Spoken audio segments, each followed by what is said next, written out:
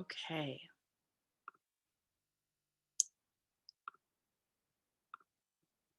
So we are going to start, of course, with an introduction.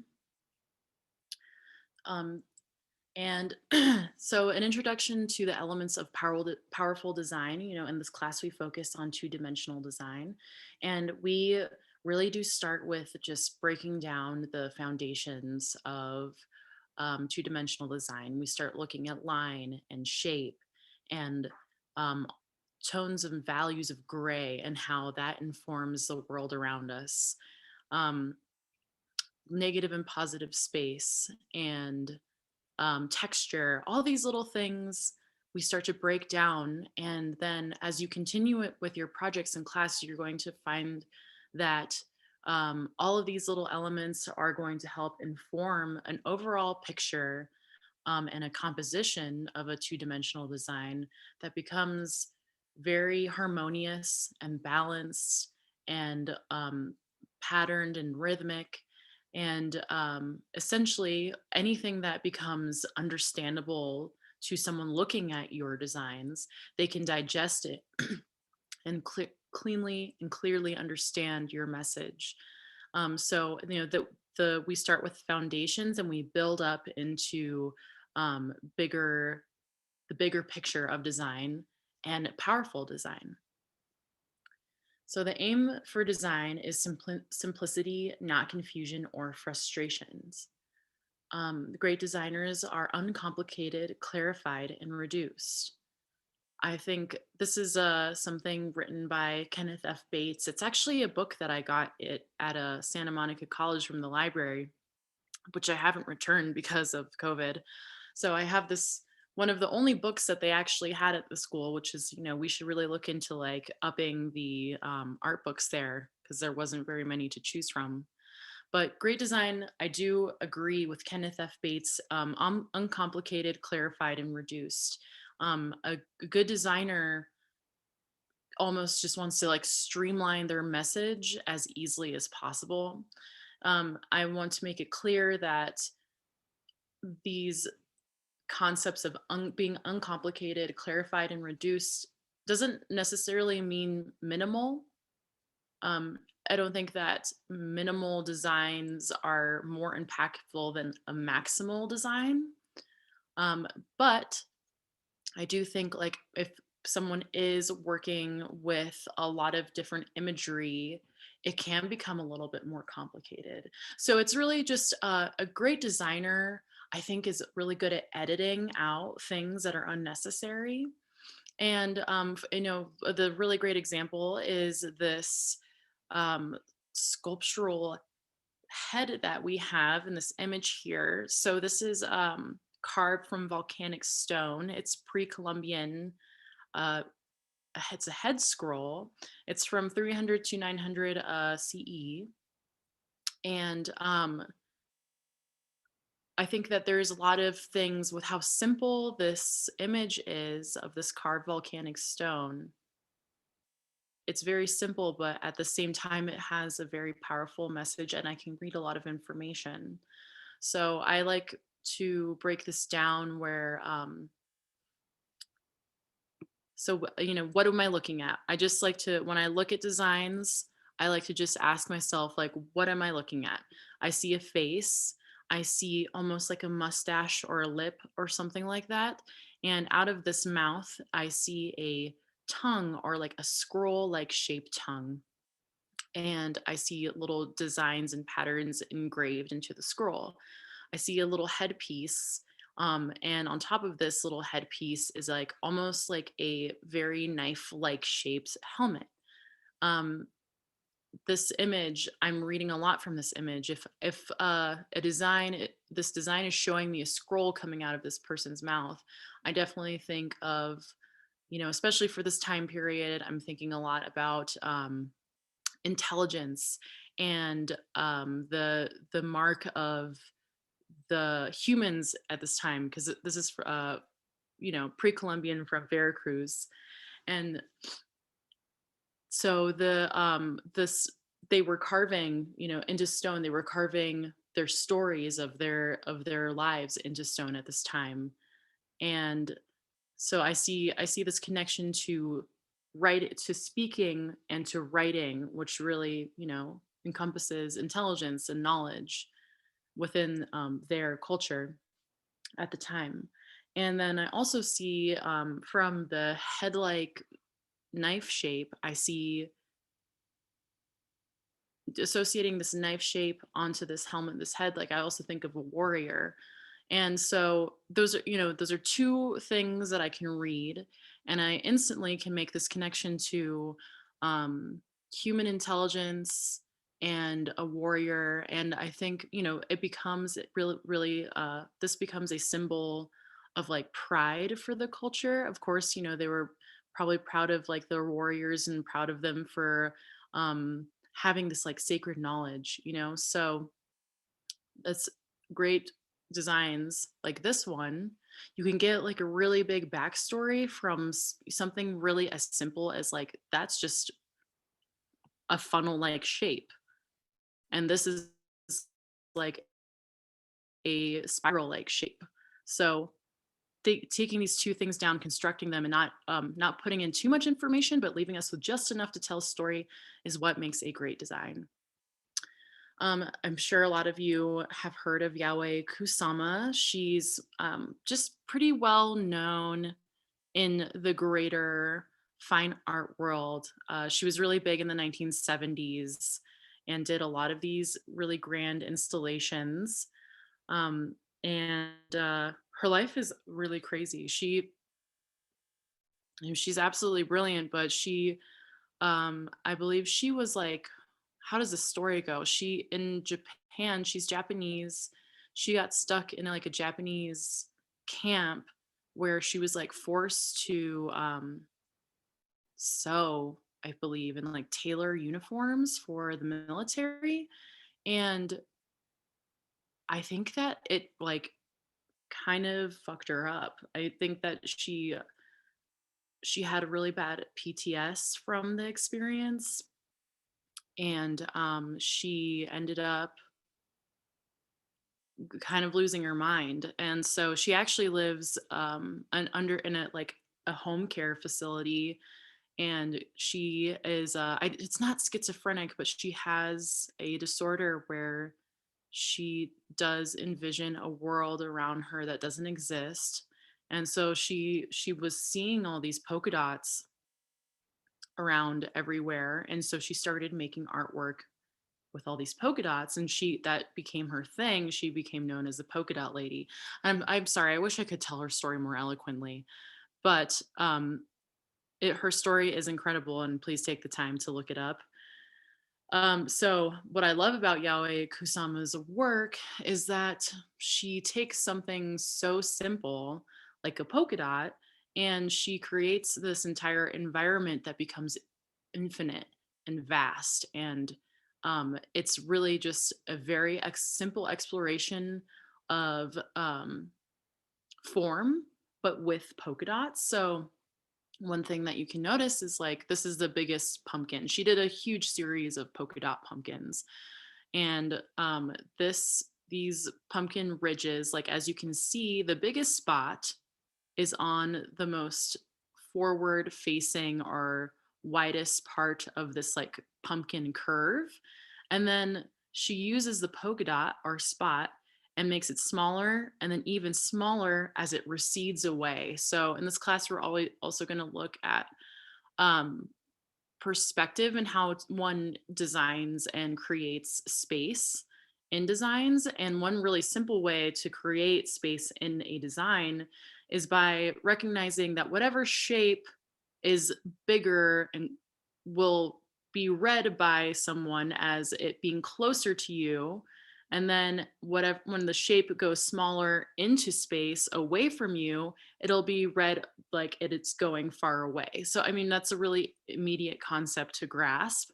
And that's something that we're going to dig into a little bit more. But Yahweh Kusama is very magical in the sense that she not only has these spots that are creating the size of the polka dots and spots are defining the dimensions of the ridges of the pumpkin, but then in this specific installation, she has like all of these different mirrors and stuff like that that start to reflect even more pumpkins and more polka dots, and it goes into a deeper space and like almost like a psychological space, which goes back to maybe where goes back to her creative process and her post-traumatic stress that she's dealing with. And it's very, very like as wild as making like a polka dotted pumpkin installation may be, like it's still very clear like what she is creating, and also knowing her story makes it even all the more interesting and sort of ties it all together with a nice clean bow, making it just really clarified, which is like we saw in the slide before, a really great design. So this is a 1960s style, like minimalist uh, painting by Sola Witt. It's called The Wall Drawing. So this is like a big drawing. This is the kind of work that you see at the MoMA. So art museums like the MoMA are, of course, they're fun to visit. They're places where you are just gonna always like find the same thing. The way art museums work is that you have these really rich collectors with they have a huge art collections, and they pretty much, these people with these art collections have these like designated spaces in the fine art museum where like they pretty much get to rotate their own collections, and then they donate money to the museum to help keep up the museum and stuff, but the museum really is like working for private collectors. So I feel like there's like definitely it's problematic. And even if you haven't been to the museum before, you probably might recognize some of this. This is like, when I think of modern art, I think of stuff like this, just classic super minimal stuff, which is, I don't I don't hate it at all. But I just think that it's a very much um I don't know, I guess like sort of just washed out and played out. Like I just feel like it's time for us to start looking at different artwork in places like the MoMA that are really, highly recognized art museums that just are constantly kind of recycling the same work all the time. So, Silhouette, your art is really cool. I love this as an example of line. I think that it's just like the previous Yaoi Kusama slide. This slide is really very interesting in its simplicity. So there's essentially, we just have a variation of like shapes that are being defined by parallel lines, but there's like these intersections that are happening, and it's making my eye kind of go through the image over surfaces. Like I feel like I'm going upward and then inside and then upward and then angled. So something really simple like this wall drawing by Sola Witt can become a little bit more uh interesting. Like it's interesting in its simplicity. My eye is moving around a little bit, and it is it is very minimal. Like there isn't really much to it beyond maybe an exploration of depth with line, but it still has, like, if you kind of back up and you sort of just stare at it and try to get the whole picture all at once, there's something that does feel very like harmonious about the piece. And I think when I look at it, like I step back and I not close my eyes, but I squint my eyes, which is something that I recommend you do throughout this entire class. Like when you start getting confused by your own imagery, take a step back, squint your eyes a little bit, and you can like, it's like helps your brain digest all of the information that you just put down on the page. So please remember that when you need to it's almost like having someone else like come in and look at your work for you and tell you what they're seeing. So just take a step back, squint your eyes a little bit, and you can see that like these lines that are sort of going at a diagonal, or rather, they're going at a horizontal across the page. These lines that are going at a horizontal are filled up in this way in the whole two-dimensional space that seems to be taking up like a nice amount of the space, like not quite half, almost half. And my eye kind of like follows around those horizontals. So yeah, using line to create something that is simple but still interesting. It's an example by Solowit. So this next one is titled "The Rider" by Wasily Kandinsky. And Kandinsky is, one of the artists that you probably would find in the MoMA on a regular basis. But Kandinsky has wrote like a lot about design, and and he's also has a really amazing. I don't know. I mean, he just is very, very much, I feel like, a good artist to look at when looking at design, because he has a really great way of breaking down geometry and line and color.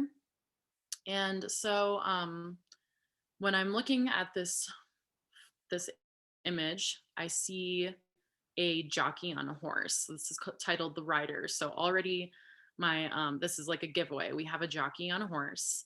And what I really love about this image is that um, there's this really simple gesture line, which is like kind of like going to be similar to like your contour assignment. It's like the first assignment that we have this in the class, and you'll get more into that on your own time. But there's like this really simple gesture of like a horse that looks kind of happy. And what I really love is how simple Kandinsky applies these lines here that intersect here, and these lines that go parallel here.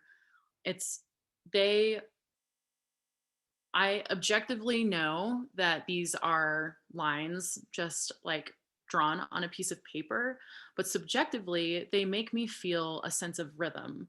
I see there's a horse's legs that are in motion and moving, and I can kind of like hear and understand like the galloping of the horse as I look at this image, which I think is something that is very, very simplified and very, very reduced. Like he didn't have to take the time to render out and draw the hooves hitting the pavement. He just simply used a nice gesture of line and movement to create this like really rhythmic quality that that makes me feel like I'm witnessing a horse in motion. So rhythm, finding rhythm within an overall composition of a work definitely creates a nice design. These are ceramic works by Zizifo Poswa, and she lives and works in Cape Town, South Africa. And I show her work to my ceramics students, but I feel like her designs are really cool. Even two-dimensionally, like we can still break down what we're seeing here. And so if you all were in front of me, I would ask you, what do these remind you of? And so I'm gonna, sit and think for a second, write it down in a sketchbook, like what comes to your mind when you look at these things. Like for me, I see like two ceramic objects that are standing very much in like a totemic placement, like up and down, where it's almost like a body, where there's like there could be feet or legs, like a body and then a head. And um I see that in both of these. I see an investigation of texture. I see an investigation of color, especially blue and kind of this reddish orange. Blue and orange are opposite colors. And in this class, we're going to go over colors, and opposite colors are really very eye catching. So, a lot of designers will use opposite colors together. So, blue and orange are opposite colors. And I also see let's see, form. I see a totemic shape. And so yeah, I feel like, that's straightforward. And I like thinking about Poswa and what inspires her, getting into her backstory. So she, she's from South Africa, and she grew up um, participating in her culture, where she grew up, and she talks about this concept of umthwalo, which is, I believe, when a woman like carries a a bowl of water on their head to bring it back to their community. And also, this act in Poswa's culture in South Africa is also a way of like being respected in the community and upholded. And so when I read about her, I can connect these two objects that she made to that practice of umthwalo. And in the sense where like I start reading a little bit of like texture of hair and like hairstyles. And so like have carrying this ceramic bowl of water on your head, I feel like directly relates to this like investigation of like the textured hair, and like I said, like this totemic sort of body where like there is sort of like a head and like a base and a middle as well. So I don't know, there's something very like bodily to it, but also something that's focusing on like much like more of like the cranium and very much like above. And that is, it's something that she wrote about, so I don't know if I'm reading into it like too much, but I do find her work really fun because of I since I do know her backstory. I'm like, oh yeah, I guess that as much as this just looks like a fun, funky ceramic object, I think it definitely correlates a lot to her.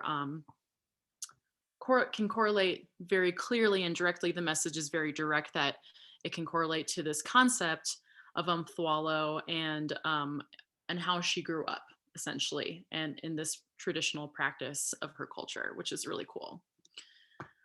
So this is a chair by Katie Stout. I really enjoy Katie Stout's work. She does a lot of ceramic stuff, and then like a lot of different ceramic interior design work. And she is really inspired by like domestic spaces of her childhood, uh, more of like in the 90s of like her childhood. So she's like into these like different colors and textures and stuff that she was inspired by or like into when she was a child. And so I don't know, I think there's something really cool about this chair in particular.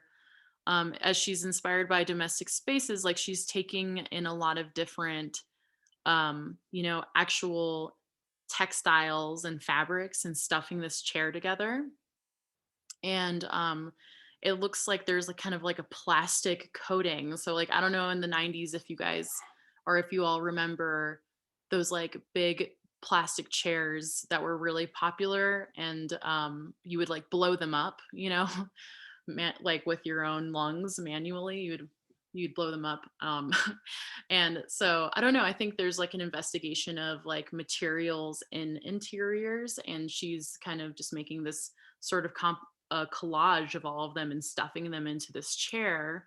But then the chair itself is like, I feel like it becomes very much like her in her taste by the way that it has this kind of like tubular form, which if you looked at her other work, you would see that kind of like coming up in her other ceramic interiors, like her lamps and her tables and other things that she makes with ceramics. And also the colors that she uses too, like these pastels, which are associated with like more of like a childhood space and maybe an adult space. So I don't know, her work is also just really simple, but I think that it's fun to like read into what inspires an artist to design a certain way is really fun. This is a political poster by Shepard Fairey. I feel like this is a really strong design. It's really simple. And it's really as simple as just like taking a well lit photo of the president, Obama, our former President Obama, and then using these obvious colors of our country, the United States, that's red, white, and blue, and then creating some dimensions. So there's two blues that we can see here. There's like a dark navy blue, which is like probably, that's the one we would find on the American flag over this lighter blue. But so he takes this blue and then he also creates a lighter blue by making this into a sort of uh just oriented this lines, these little blue lines with like the white to make it a lighter blue. And so I don't know, I just think it's a really strong design that embodies a lot of pride for the United States within this image of the President Obama, who was inspiring a lot of hope and change during his term as president. And so Shepard Fairey he's like a huge poster artist, and he does a lot of different political kind of work and political posters. And yeah, they're just very simplified and reduced, and the message is clear. It's like there's a president who is showing his pride through these colors, through this simple word, just right here, hope. There's the message is like really clear, and there's no mystery around like really what this is trying to tell us. So it's really one other thing that I want to cover too a little bit. Like we're almost done with this presentation, but so design goes through fads and phases, and I think that always that design is uncomplicated and clarified and reduced always, but it does go through these different fads. So like I love Alphonse Mucha. This is his work, and he was very much a part of the Art Nouveau movement. And in the Art Nouveau movement, he painted all these posters of these women. He did like tarot cards and different posters. And one thing that was really popular in design in this time, so we're looking at 1860 to 19, we're looking at like a century ago. One thing was really popular was like these curved lines. We're going to talk about more of these curved lines, but these are called compound lines. Like if you see that S line, and that was just like really, really popular in design before. Now design has gone, I think, to be a little bit more of, I think it's more popular for design now to be read as a little bit more angular. I mean, I don't think that, we don't really see this kind of style happening currently. I think that maybe more flat and more shapes are happening as opposed to these S lines. I mean, I'm just like, go to IKEA and look around. Like everything has this sort of like kind of more of like this like colder aesthetic. I mean, think about the billions of coffee shops that are surrounding LA. Sorry, I don't know. I know that some of you aren't in LA, but like, what is the aesthetic of the most like of just the common coffee shops that are like constantly popping up everywhere? Like, there's a sort of, it's like sterile. I don't know how else. I'm trying to find the words for it, but you know what, you can find the words for it too. Like start looking out for stuff like that. Like what are some design things that are just like really common that keep popping up for you as you go and live your daily life? um so anyways, yeah, so this is Alphonse Mucha. He helped uh establish the Art Nouveau movement. It was a different movement. I'm just trying to make you aware of how designs the popularity in design changes, which that's obvious. I'm sure you have seen that before, even with like the evolution of cars and stuff like that, or fashion, for example. Like fads change in design.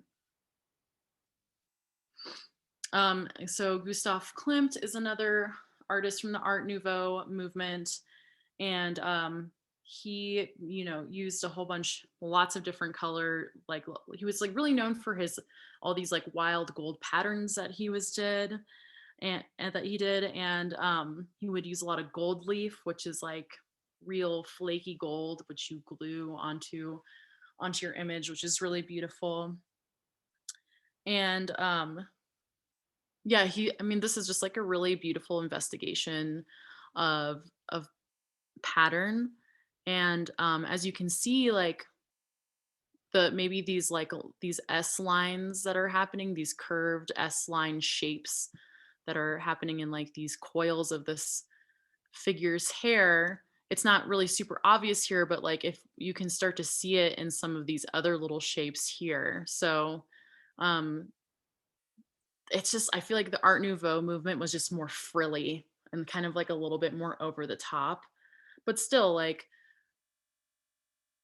there's so much going on happening in this Klimt painting with all these patterns and these variations of yellows and golds, along with some other like nice colors that help bring out those golds.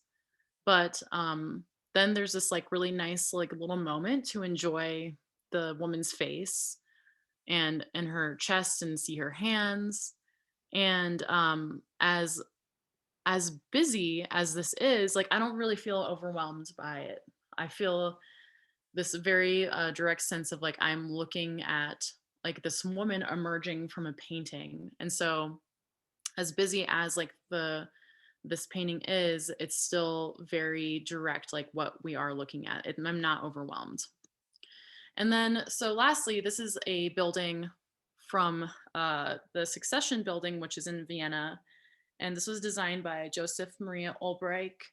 And so this was an exhibition hall for artists like Gustav Klimt and for Alphonse Mucha. And it was erected in 1898.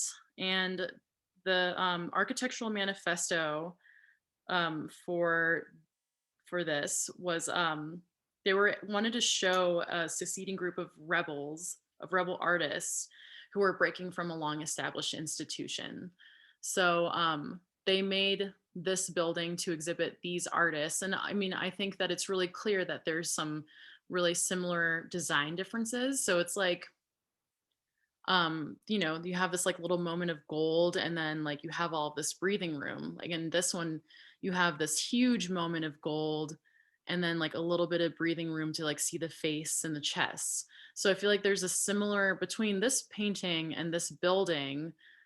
There is like a similar amount of balance happening within the overall composition, and also like the use of this like textured gold color and like this textured gold colors. There's some similarities there. So this is just like a really nice example of seeing how like the same design aesthetic can fit into something two-dimensional as well as something three-dimensional such as a building. um, so yeah, I think that's the introduction to design, and I hope you enjoyed. And we will talk more about design as the course continues. Thank you so much.